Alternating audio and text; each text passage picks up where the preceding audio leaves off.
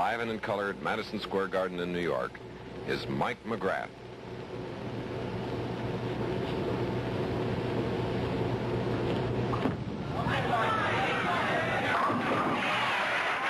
McGrath, who won 2 titles last year, opens with a strike.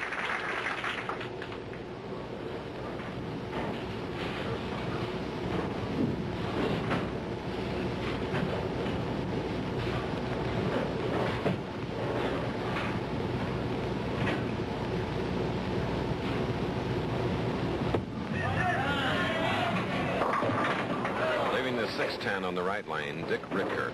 Coincidentally, the 2 games on this pair that we're using for our television finals, Ritger's had a 474, 227, 247. McGrath, 213 and 207, 420. On the other hand, Dick Weber, who lost in the first game, had a 257 and a 242 for 501. But today, the pressure's really on. Like an error such as we just saw, chopping that 6 off the 10. We had it last week. You'll see it again. Right there, the ball's going to break, and it's going to chop the 6 off. Slices it very thin. But when the ball breaks sharp, right at that point, it would happen. That has to shake up a competitor. Let's see what Dick will do in the left lane. Right back in the groove. And the pocket.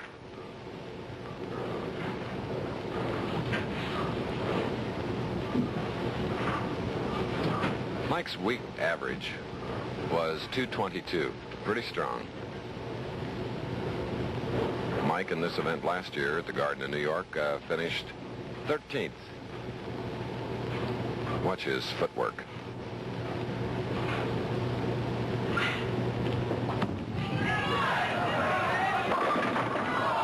Leaving the 6-pin, we've recorded his footwork in slow motion. And the next time we'll show it to you. Mike McGrath, 7 titles. The only bowling professional to have won back-to-back national championships.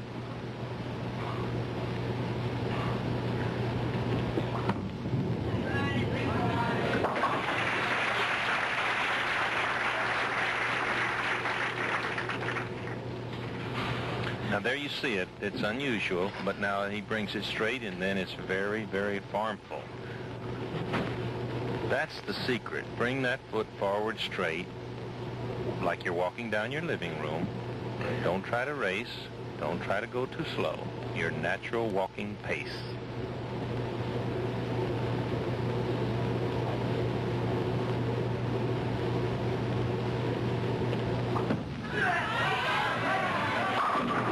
Horrible strike.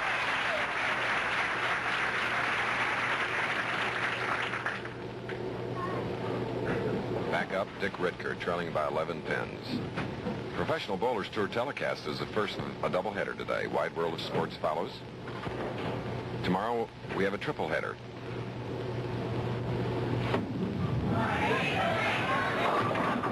Ooh, the bucket. 2, 4, 5, and 8. I mentioned a triple header tomorrow. NBA basketball at 2 Eastern.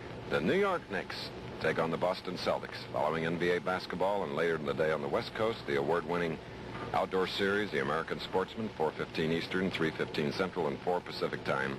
Then Howard Cosell's Sports Magazine. Again, leaving the 5. Chopped it again, Chris. Now, we'll look at it in slow motion. Now, right there, you see the ball break. Watch, there's 12 inches from center to center at the base of that pin. You wonder, how can a bowling ball, which is 9 inches in diameter at its widest point, or slightly fractions less, get through there? But when the lane is that dry and the ball is breaking, it happens. There's little room. Right. Dick Ritger of Hart, Wisconsin. We'll be back in a minute. Don and Dana Howard, and there's their pop. Our Vice President and Director of Production at ABC Sports, one Charles Howard, Chuck Howard. It's great to have him here.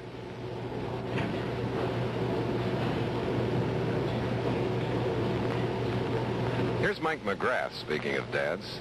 His wife gave birth to a baby a few weeks ago. She's not here today. Taking care of that infant.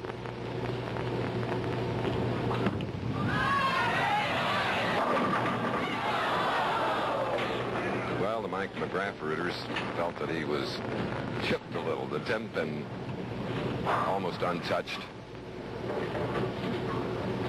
Puts the ball into motion, Chris, very beautifully. Free swing, consistent. That's the secret to Mike McGrath. Now, right here, he does get a tough break because the ball, you see the pins are dancing, but the overlap there, and he doesn't get to the 10. Don't forget, the winner of the second game will go against the semifinalist, the man who finished second in the overall competition, Dave Davis. Right now, Dick Ritger in the second game is going against Mike McGrath, with McGrath leading by 23.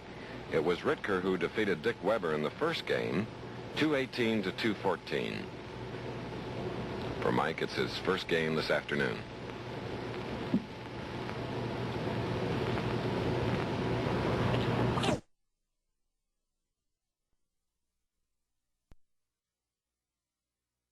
And yet so unusual, Dick Weber got beat by Dick Ritger with the strikeout on the right lane. So something's happened to Dick Ritger. He came up with 2 strikes when he needed them. That shows you what you can do on courage. Averting the split, leaving the 4-7.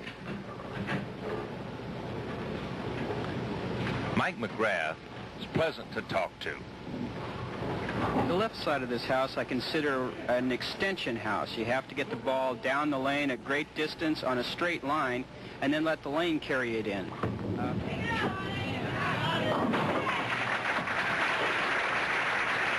Well, the lane carried that up in order to make the spare on the 4-7 for Mike McGrath, who has a 35-pin lead here in the second game.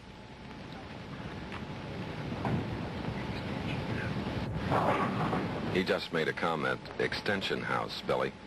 Yes, Chris, and to our viewers, what he means by that, he's trying to extend his arm a little bit more so that the ball, and not lift it as hard, so that the ball will extend further down the lane in a straighter line before, there you see it, before it makes its break. That's why he called it an extension house.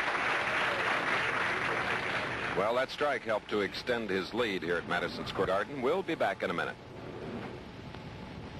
Firestone.